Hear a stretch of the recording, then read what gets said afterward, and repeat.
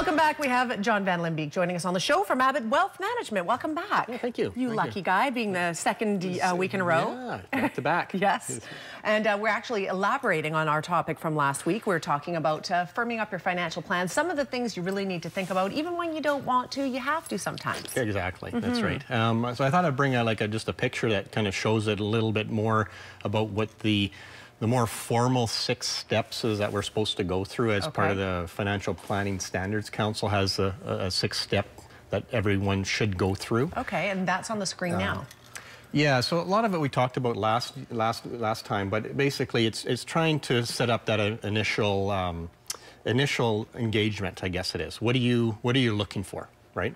Then you work into, we gather the data, your goals, your timelines, what's important to you, and try to pull that out, so that's part of it too.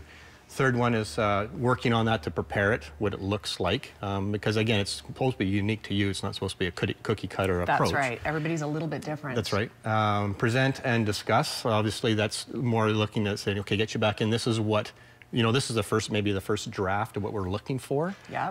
And then where do we go from there to see if you like it, don't like it, what needs to be changed. Yeah. Maybe we heard something incorrectly.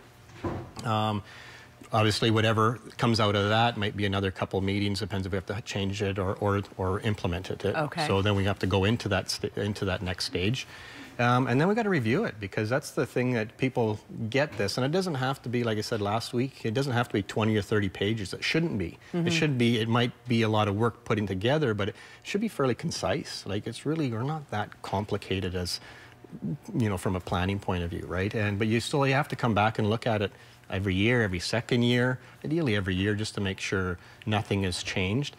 And that's pulling all the pieces together. It's like we talked about last week. It's pulling not only your investments of what you want to generate for income down the road, but what about all the protection that you need if a curveball is thrown at you to what are the risks that you not achieving your plan, right? And then part of that too is putting it, the part of that plan is making sure like you said, the will is done, the estate is looked after, and it all fits into that.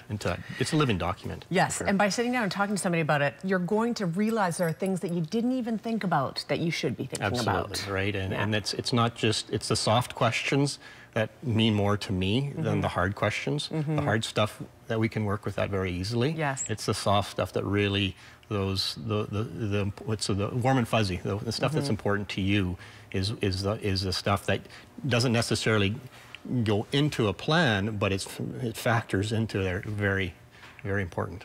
Fantastic. All right, that's a great follow-up to last week's segment. John, anything else that you wanted to add today? No, that was it. That's good. Love the graph today. Thank you very much. All right. Information on the screen if you'd like to get a hold of John or any of the folks down at Abbott Wealth, abbottwealth.com, and as well the phone number 372-3736. We're back in 2 minutes. Stay with us.